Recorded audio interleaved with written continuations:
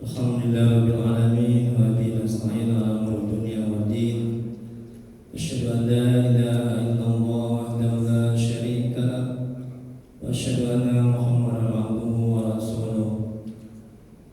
Allahumma shalli wa sallim wa barik ala sayyidina Muhammad abdika wa rasulika nabiyil ummi wa ala alihi wa sahbihi ajma'in. Rabbi shrah li sadri wa yassir li amri wa hlul min lisani yafqahu qawli. Rabbana zidna ilma warzuqna fahma waj'alna minasy sholihin. Ya Allah, ya Rabb, ampuni ya Allah dosa kedua orang tua kami. Ampuni ya Allah dosa kami ya Allah. Ya Allah, mudahkan kami mencari ilmu, mudahkan kami mempelajari ilmu, mudahkan kami ya Allah memahami ilmu dan mengamalkannya. Ya Allah, berkahi majelis ini, berkahi rumah kami ya Allah. Amin ya rabbal alamin. Mari kita mulai kajian manajemen hati, manajemen qalbu. Kita balikan dengan bacaan umum kita. Adapun pahalanya kita hadiahkan Nabi Muhammad SAW dan sahabat-sahabatnya, kemudian untuk para tabi'in, tabi'ut tabi'in, untuk Syekh Muqaddim Al-Jailani, untuk Syekh Imam Ibnu Athaillah Sakandari, untuk guru-guru kita, kedua orang tua kita, serta untuk kaum muslimin dan muslimat pada umumnya. Al-Fatihah. A'udzu billahi minasy syaithanir rajim. Bismillahirrahmanirrahim. Alhamdulillahi rabbil alamin. Ar-Rahmanir Rahim. Maliki yaumiddin. Iyyaka na'budu wa iyyaka nasta'in. Ihdinas siratal mustaqim. Siratal ladzina an'amta 'alaihim ghairil maghdubi 'alaihim waladdallin. Amin. Ilaihi anta maqsudi wa ridhaka maghdubi. Ya Allah, Engkau yang kami tuju, keridhaan-Mu yang kami cari. Bapak, Ibu, jemaah pengajian memuji Allah Subhanahu wa taala. Majelis taklim manajemen hati. Jadi di rumah saya ada pengajian Al-Hikam juga, manajemen hati, manajemen qalbu. Itu setiap hari Ahad ba'da maghrib, silakan datang ya. Kemudian juga di sini juga masjid ini setiap hari Jumat ba'da salat subuh. Itu pengajian manajemen hati kecil ya, dengan ya Pak Haji Darwin ya, dan yang lainnya juga. Itu setiap Jumat pada salat subuh, setiap Jumat. Jadi nggak bisa ngikuti pengajian manajemen hati kita balikan. Kemudian juga di Masjid Istiqomah Jalan Kapten Sumarsono, itu saya ngisi setiap hari Ahad subuh. Nah, bisa diikuti pengajian manajemen hati kita balikan juga. Kemudian juga di Masjid Al-Fajar rutin ya, Jalan Karya, itu setiap hari Sabtu. Tidak bisa, kalau Bapak Ibu ada waktu luang bisa juga mengikuti kajian manajemen qalbu, manajemen hati kita balikan. Kemudian Ustaz Triwidya Sandika SSM Hum, dosen tetap UIN, dosen terbaik 2009. Jadi Pak, kalau kita paham manajemen hati, kita akan menjadi yang terbaik ya. Suami terbaik, istri terbaik, ibadah terbaik. Jadi keselamatan kita ini bergantung sejauh mana kita mampu menata hati kita. Kalau kita nggak mampu menata hati kita nggak akan selamat dunia akhirat ya. Kalau kita nggak mampu menata hati kita nggak akan bisa ikhlas dalam beramal ibadah. Hati kita akan rusak. Jadi Allah melihat kepada hati kita, bukan kepada jasad kita, badan kita. Kemudian berikutnya Santri Al-Amin Madura, mengajar Al-Quran, tasawuf, tauhid, fikih, ruqyah, muhasabah dan bahasa Inggris. Jadi saya saya juga ada dakwah di media sosial, di Facebook, Instagram, dan juga YouTube Triwidya Santika Official. Jadi silakan like, share, and subscribe. Ya. Ini nama merah saya, dan juga saya punya grup manajemen hati. Silakan gabung. Di situ juga saya ada kasih kajian manajemen hati. Ya. Alamat Jalan Ampera nomor 5 Medan, di samping PLSU. Baik, kitab ahli kami ini adalah kitab yang paling bagus dan sangat terkenal, dan induknya kitab tasawuf, dan induknya kitab manajemen hati. Jadi kitab ahli kami ini banyak digunakan di berbagai negara, dan juga sudah diterjemahkan di banyak macam bahasa, dan juga dipakai di pesantren-pesantren juga kitab ahli kami ini, dan juga sudah banyak diterjemahkan di dalam bahasa. Nah, jadi bagus sekali kitab ahli kami ini bagi seseorang yang ingin dekat kepada Allah, yang ingin mengenal Allah, yang ingin menata hatinya, yang ingin membersihkan hatinya dari penyakit-penyakit hati. Ya, kitab ahli kami ini, ya. Ini kitab yang sangat baik dan bagus, dan induknya kitab tasawuf, kitab manajemen hati, manajemen qalbu. Jadi di sini saya ambil hikmah yang ke-48. Kalau di masjid ini hari Jumat subuh itu sudah pada subuh sudah hikmah yang 14 atau 15 itu saya nggak ingat. Ini 48 yang hikmahnya ya. Syekh Imam Ibnu Athaillah Sakandari, semoga Allah merahmati dan meridhoinya. Beliau mengatakan, tidak ada amal ibadah yang lebih diharapkan, lebih diterima Allah daripada amal ibadah yang gaib dari engkau menyaksikannya dan hina di sisi engkau adanya amal ibadah itu. Masya Allah. Tengok nih Pak, Bu. Ada seorang ulama memuji kitab ahli kami ini. Kalaulah boleh sholat itu menggunakan bahasa al-hikam, saking bagusnya, saking baiknya syairnya ini al-hikam, hikmah-hikmahnya ini, maka akan digunakan sholat itu menggunakan bahasa al-hikam ini. Tapi nggak boleh, hanya Al-Quran yang boleh. Ya, saking bagusnya. Tengok nih hikmahnya nih. Tidak ada amal ibadah, ini Syekh Imam Ibnu Athaillah Sakandari, semoga Allah merahmati dan meridhoinya. Beliau mengatakan, tidak ada amal ibadah yang lebih diharapkan, lebih diterima Allah daripada amal ibadah yang gaib dari engkau menyaksikannya. Ini kata Imam. Dan hina di sisi engkau adanya amal ibadah itu. Kita lihat penjelasannya. Nah, ini tadi dikasih waktu 30 menit. Nah, tapi nggak apa-apa, nanti kalau nggak selesai ini, makanya setiap saya ngisi pengajian saya berikan materi, karena ilmu itu mesti ditulis. Kalau nggak ditulis begini dikasih materi nanti hilang.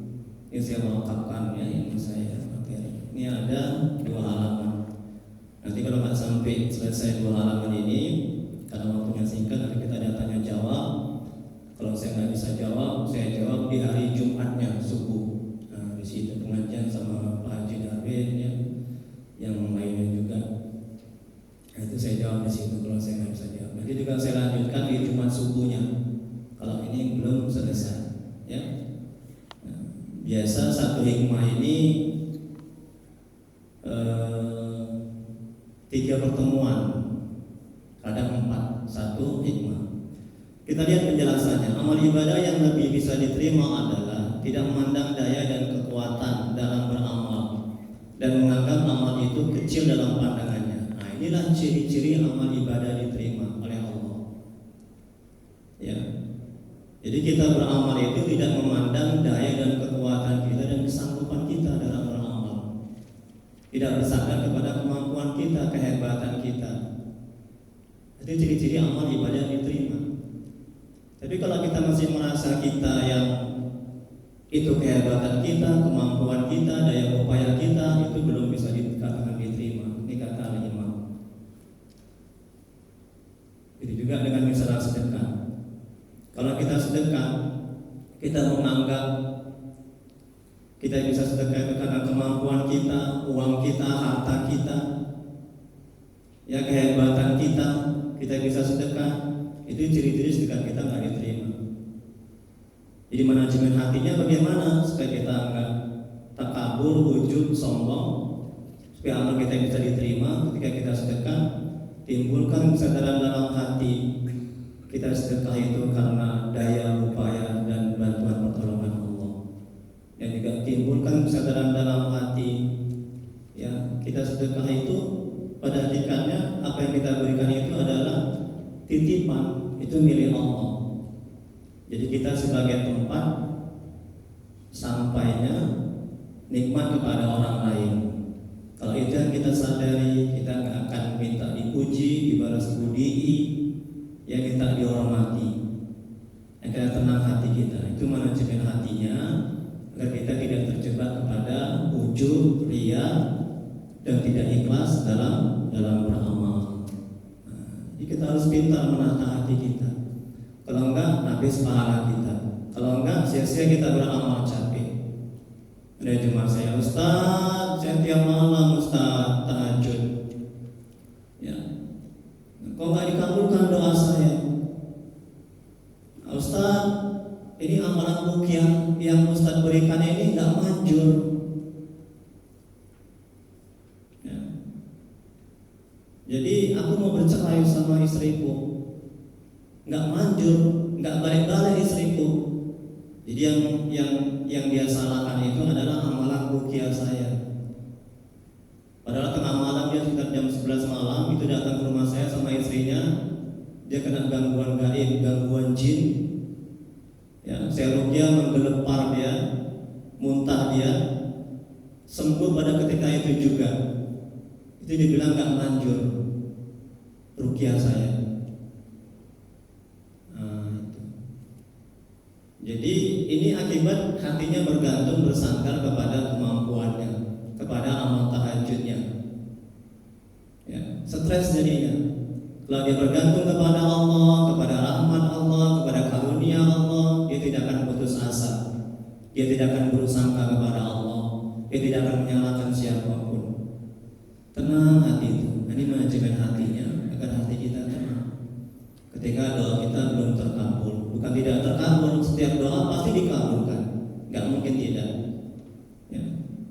Allah kan berjanji dalam Al-Quran, ud'uni astajib lakum, kata Allah, mintalah maka akan aku kabulkan, pasti dikabulkan. Ya.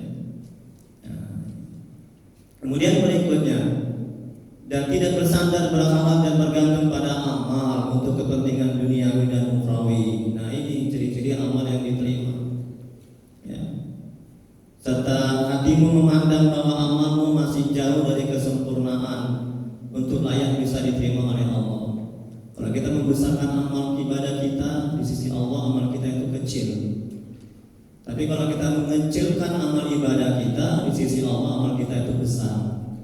Jadi jangan menganggap amal ibadah kita besar, sudah sempurna, sudah hebat, ya, sudah banyak. Oh, pantas tadi masuk surga.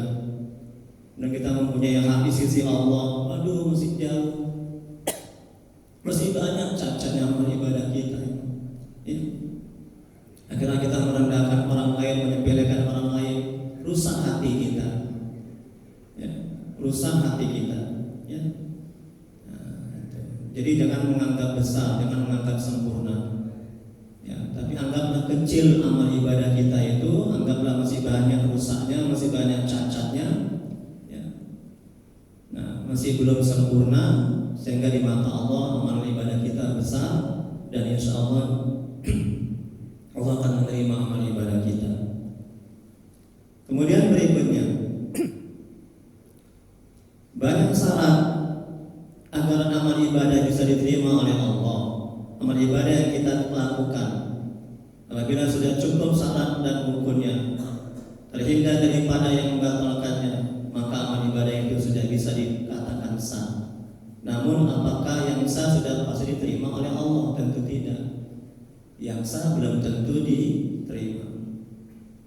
Memang syarat dan rukunnya sudah sempurna. Kemudian itu bisa diterima oleh Allah, amal ibadah yang memerlukan syarat sekian syarat agar amal ibadah diterima Allah, maka syarat yang paling diharapkan untuk bisa diterima oleh Allah ada dua hal. Ini tolong Pak Bu dicamkan, tolong diamalkan untuk Bapak, Ibu, untuk saya juga. Ya. Nah, supaya amal ibadah kita ini nggak sia-sia. Kita puasa ini, puasa Ramadan ini, jangan menganggap kita bisa puasa karena kesanggupan kita, kehebatan kita, kemampuan kita. Ya, sia-sia kita berpuasa. Tapi kita bisa berpuasa karena bantuan pertolongan karunia Allah. Ya. Atas izin Allah dan daya upaya Allah, la haula wala quwata illa billah. Sehingga hati kita nanti berujung merasa hebat, merasa mulia, merasa kita yang bagus puasanya. Ini manajemen hatinya. Ya. Ini penting. Ya. Setiap saat kita kelola hati kita.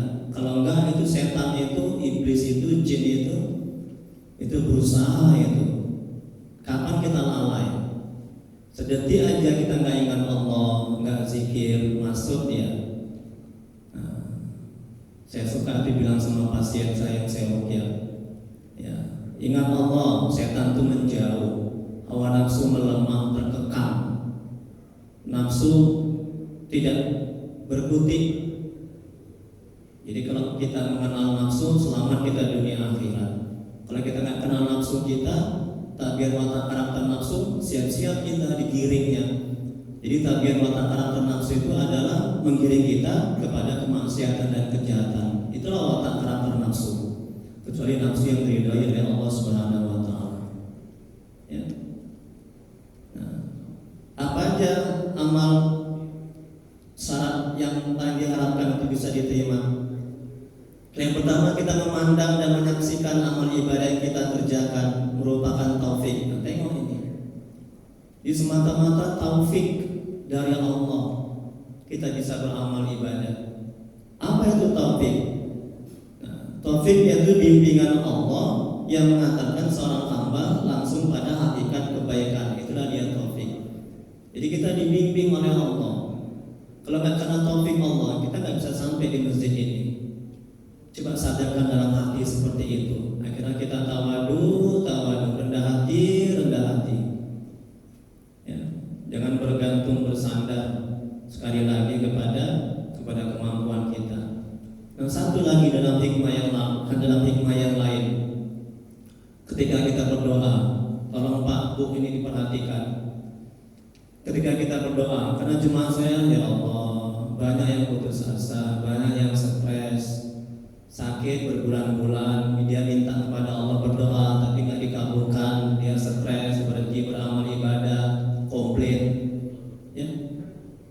Nah, ini dalam berdoa diperhatikan. Dalam hikmah yang lain, Syekh Imam Ibnu Athaillah Sakandari, semoga Allah merahmati dan meridainya, beliau mengatakan, jangan jadikan doamu itu sebagai tujuan terkabulnya apa yang kau inginkan.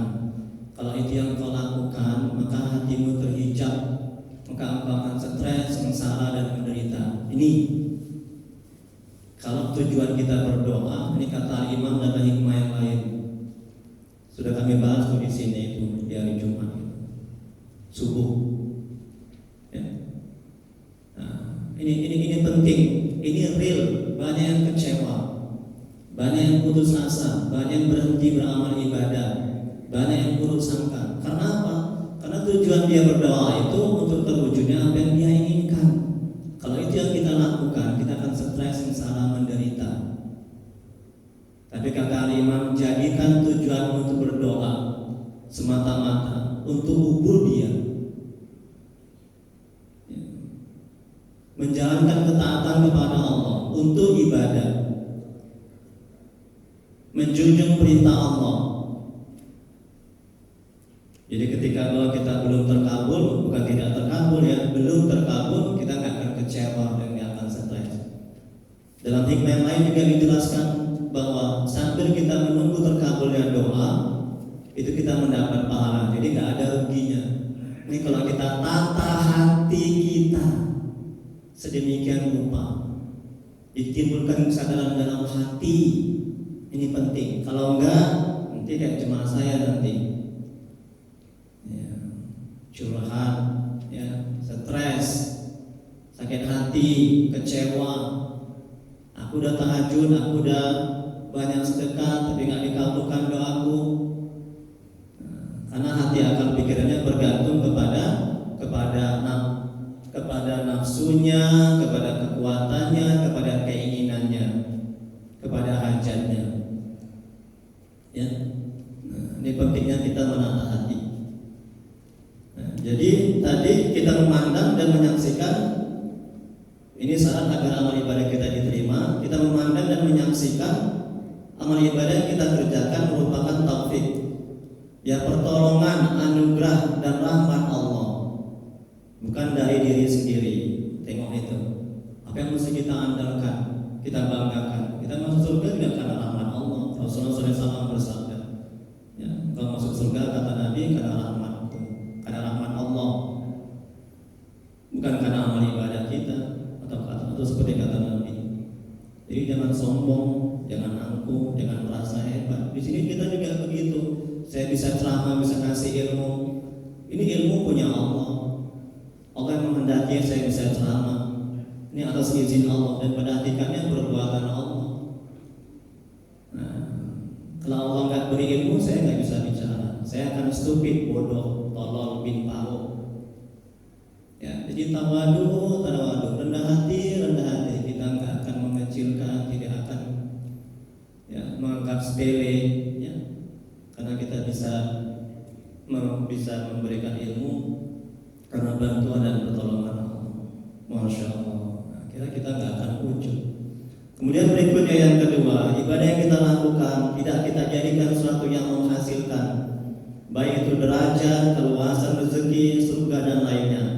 Jangan kita mengandalkan amal ibadah kita, karena amal ibadah kita banyak rusaknya. Tengok, jangan beramal ibadah untuk surga, jangan puasa supaya masuk surga, jangan puasa supaya sehat, supaya dapat rezeki. Jangan.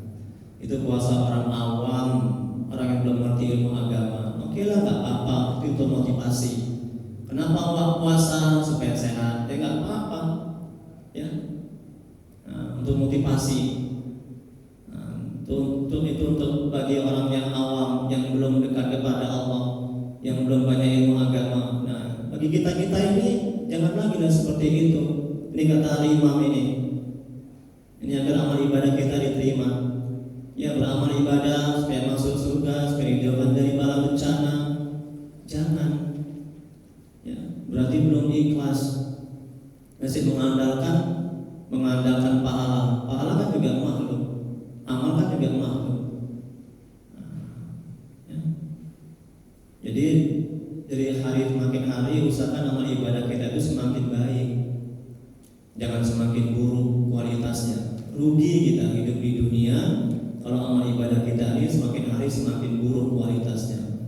Yang terlebih hati, bereskan hati itu, bersihkan hati dari penyakit hati iri, dengki, takabur, sombong. Banyak selawat, banyak zikir. Insya Allah, ya, kita akan insya Allah akan bagus amal ibadah kita. Ya. Kemudian berikutnya firman Allah dalam Al-Quran, andai kata tidak ada anugerah dan rahmat Allah atas kamu, tidaklah bersih dari kamu seorang pun. Tengok itu. Kalau nggak ada anugerah, karunia, rahmat, kita ini semuanya nggak bersih. Kita semuanya nggak bisa ibadah.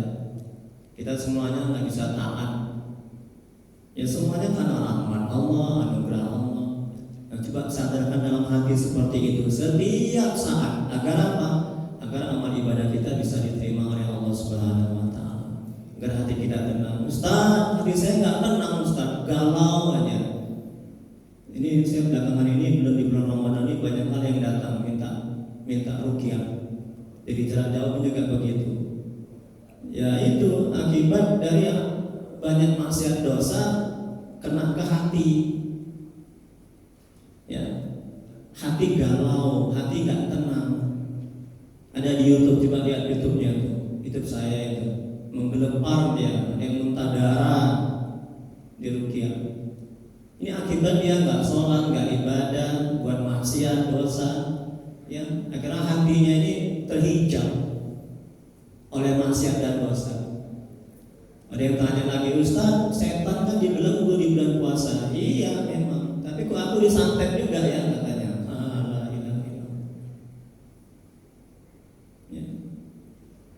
Jadi Imam Nawawi mengatakan maksud di belenggu itu adalah seolah-olah setan itu tidak berdaya melihat orang yang berpuasa, melihat orang iman orang yang berpuasa. Bukan di belenggu yang hakiki. Ya buktinya di bulan Ramadan banyak orang yang nggak puasa, jangan Pak. Jadi seolah-olah Imam Nawawi sallallahu alaihi dan beribadah. Kemudian berikutnya, jangan dibesar-besarkan dan menjadi andalan ibadah yang kita lakukan. Tengok itu. Kalau kita besarkan kecil di mata Allah. Kalau kita kecilkan besar di mata Allah. Nah ini dia. Jangan merasa hebat, ya. Jangan merasa sudah sempurna amal ibadah. Karena masih jauh dari kesempurnaan dan banyak rusaknya. Bila kita mengecilkan dan hinakan ibadah yang kita lakukan, maka besar di sisi Allah. Bila kita besarkan dan andalkan, maka akan kecil di sisi Allah. Bahkan tidak ada sama sekali. Tengok kan kata Imam ini. Kalau kita besar-besarkan, udah bagus lah, udah hebat lah, udah sempurna lah amal ibadah kita. Aku tahajudku banyak, sedekahku banyak, diterima lah ini, masuk surga lah aku, udah hebat lah aku. Tengok kata Imam, kecil di sisi Allah, nggak ada apa-apanya, bahkan hilang sama sekali pahala itu. Jangan, itu senjata setan itu. Ya, menganggap sempurna amal ibadah, rusak. Nah, ini penting ini, jadi tolong diamalkan. Saya juga begitu. Kita sama-sama mengamalkan. Saya juga masih belajar, bukan yang saya hebat kali, pintar kali, bersih kali hati saya. Tidak, saya ini masih belajar membersihkan hati, menata hati, belajar dekat kepada Allah, mengenal Allah, belajar untuk membantu orang, menyehatkan orang, meruqyah orang, masih belajar. Itulah bekal saya nanti mati. Ya. Kemudian berikutnya, jadi yang kita pegang dan andalkan dalam beramal ibadah adalah rahmat. Tengok itu Pak Bu. Ampunan Allah yang tidak, rahmat itu apa? Ampunan Allah yang tidak terbatas. Rahmat itu apa? Solusi dari masalah yang sedang dihadapi dan pemberian yang tidak terbatas. Rahmat itu apa? Rahmat itu kasih sayang Allah. Rahmat itu apa? Rahmat itu adalah pengurusan Allah, pemberian Allah, karunia Allah, pertolongan Allah. Jadi rahmat Allah. Ya. Kemudian berikutnya 5 menit lagi ya, ini kayaknya bisa nih sampai halaman 2 ya, 2 halamannya. Rasulullah SAW bersabda, tidak ada amalan seorang pun yang bisa memasukkannya ke dalam surga dan menyelamatkannya dari neraka. Tidak juga denganku kecuali dengan rahmat dari Allah. Ini riwayat Muslim. Tengok kan? Jadi bukan tahajud kita, amal ibadah kita, amal puasa kita, jangan ya, jangan. Tapi karena rahmat Allah kata Nabi. Rahmat Allah. Jadi orang yang beramal ibadah, dia tidak menyaksikan bahwa itu semua karena taufik dari Allah. Yang dia pandang adalah dirinya sendiri, maka itu berarti ujub dengan amalan. Tengok kan? Jadi ujub adalah sumber dari segala macam kejahatan. Yang merasa dia bisa beramal karena kemampuan kehebatan dia, itu ujub. Ya. Ya. Kemudian firman Allah dalam Al-Quran surah An-Najm ayat 32, maka janganlah kamu menganggap dirimu bersih dan suci. Allah lebih mengetahui siapa orang-orang yang lebih bertakwa kepada Allah. Kemudian berikutnya Rasulullah SAW bersabda, 3 hal yang membinasakan manusia, yaitu yang pertama sifat kikir yang ditaati, hawa nafsu yang diikuti, ujub seseorang dengan dirinya. Apa ujub? Merasa dirinya yang beramal tanpa mengingat karunia, anugerah dan pertolongan Allah. Kalau kita merasa diri kita yang beramal tanpa mengingat karunia Allah, anugerah Allah, kita butuh dipuji. Ini manajemen hatinya. Kita butuh dihormati, kita butuh dibalas budii, kita butuh diakui. Ini ya. Stres kita jadinya. Kamu kok nggak menghormati aku? Kan aku udah banyak bantu. Aku, semuanya aku. Nah, Allahnya kemana? Menganggap dia bisa sedekah itu karena kesanggupan dia, kehebatan dia. Ya. Dia tidak merasa dalam hatinya itu merupakan titipan Allah, itu amanah, uang dia, harta dia. Dia hanya sebagai tempat sandaran perbuatan Allah. Nah, ini dia manajemen hatinya. Harus kita sadarkan dalam hati seperti itu. Kalau enggak, setan tuh masuk. Jin itu yang ada dalam tubuh kita itu akan merusak amal ibadah kita, menggiring kita kepada kemaksiatan dan dosa. Oh, kau yang hebat, kau yang sempurna, kau yang bagus. Itu kata setan, itu kata jin. Nah, itu. Ya. Kemudian berikutnya Nabi Isa berkata, berapa banyak lampu yang dipadamkan oleh angin, berapa banyak orang yang ahli ibadah dirusak oleh ujub itu. Contohnya adalah Qarun yang dulunya taat kemudian rusak karena ujub, yang kaya tetapi yang tidak mau dinasihati untuk kembali kepada Allah. Kemudian firman Allah dalam Al-Quran, Qarun berkata, aku banyak punya harta dan pintar karena banyak ilmu yang ada pada diriku. Inilah ujub, merasa hebat, merasa ilmunya, hartanya itu punya dia. Dia tidak menyadari itu semua titipan Allah, punya Allah, titipan Allah yang harus disalurkan kepada yang berhak menerimanya. Ya. Kemudian berikutnya, dia tidak tahu bahwa yang memberikan itu semua adalah Allah, yang hanya menyandarkan pada dirinya sendiri dan menentang Nabi Musa. Kemudian Allah tenggelamkan semua hartanya ke dalam bumi. Jadi ujub membinasakan. Orang yang beramal satu amalan kemudian dia berpegang atas amal itu, dia merasa punya tempat di sisi Allah, maka amal kita tidak sampai diangkat kepada Allah. Tengok itu Pak Bu. Ya. Kita merasa mempunyai hak di sisi Allah, merasa kita beramal karena kesanggupan kita, kehebatan kita, enggak terangkat amal ibadah kita. Sia-sia kita, capek kita, jungkir balik, sujud, tahajud. Ya. Coba biar enggak rusak amal ibadah kita, ini manajemen hatinya, biar enggak dirusak oleh setan, jin. Nah, setiap beramal ibadah, katakan dalam hati, alhamdulillah, aku bisa beramal. Alhamdulillah ya Allah, terima kasih ya Allah atas karuniamu, anugerahmu, bantuanmu, pertolonganmu. Aku bisa beramal ibadah, aku bisa sedekah. Itu setan tuh menjauh, hawa nafsu terkekang, melemah, ya, nafsu nggak berkutik untuk menggiring